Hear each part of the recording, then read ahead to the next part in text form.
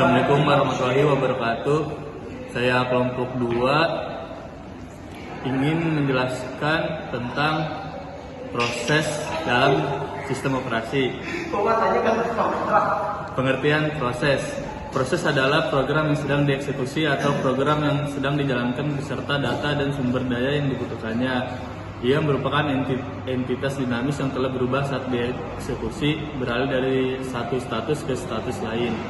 Setiap tugas yang sedang berjalan di dalam sistem operasi dianggap sebagai sebuah proses. Proses mengatur alokasi sumber daya sistem seperti CPU, memori, dan input atau output sehingga dapat berjalan dengan baik. Model proses. Model proses adalah konsep atau representasi yang digunakan untuk menggambarkan, menganalisis, dan mengelola proses dalam sistem operasi.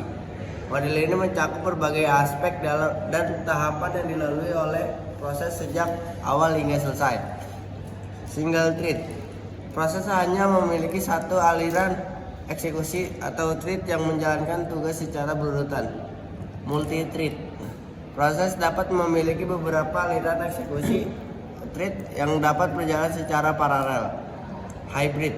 Kombinasi antara single thread dan multi thread di mana proses memiliki beberapa thread.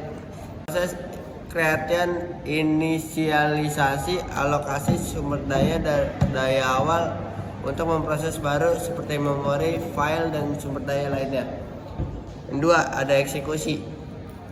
Proses baru mulai dijalankan dan melakukan tugas-tugas yang diperlukan.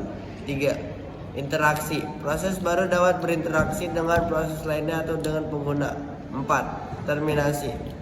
Proses selesai dan sumber daya yang dialokasikan dibebaskan kembali. Proses termination.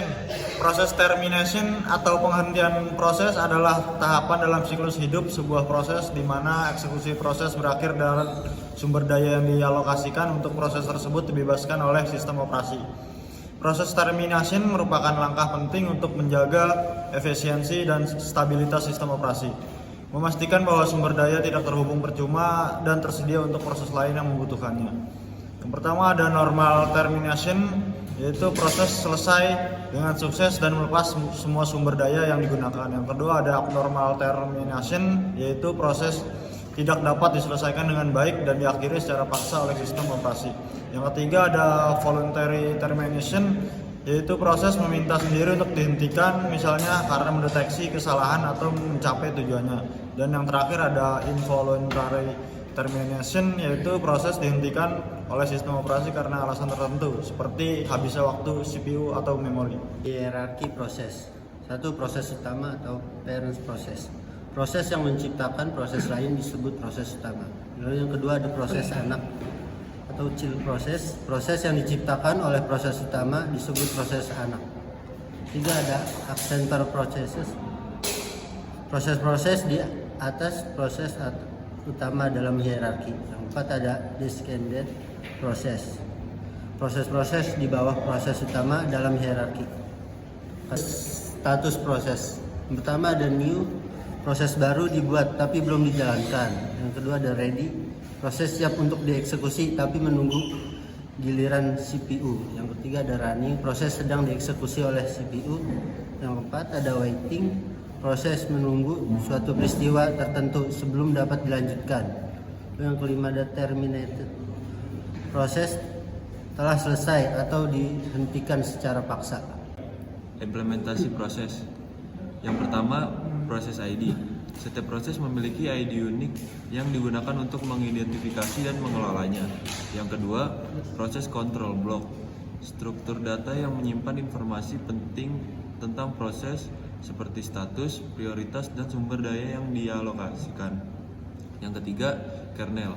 Antisistem operasi yang bertanggung jawab untuk memanajemen proses, termasuk penjadwalan, komunikasi, dan sinkronisasi. Yang keempat ada sistem call, mekanisme yang memungkinkan proses untuk berinteraksi dengan sistem operasi dan meminta layanan. Pemodelan multiprogramming. Yang pertama, waktu CPU. Proses-proses berbagi waktu CPU secara bergantian. Yang kedua, input atau output bound. Proses yang banyak melakukan operasi input atau output akan mendapatkan prioritas lebih tinggi. Yang ketiga, CPU bound. Proses yang banyak melakukan komputasi akan mendapatkan prioritas lebih rendah. Kesimpulan pada presentasi kali ini, proses dalam sistem operasi adalah unit eksekusi dasar yang mencakup kode program, data, dan sumber daya lain yang diperlukan selama eksekusi. Setiap proses memiliki ruang alamat memori sendiri yang terdiri dari kode program, data, stack, dan heap.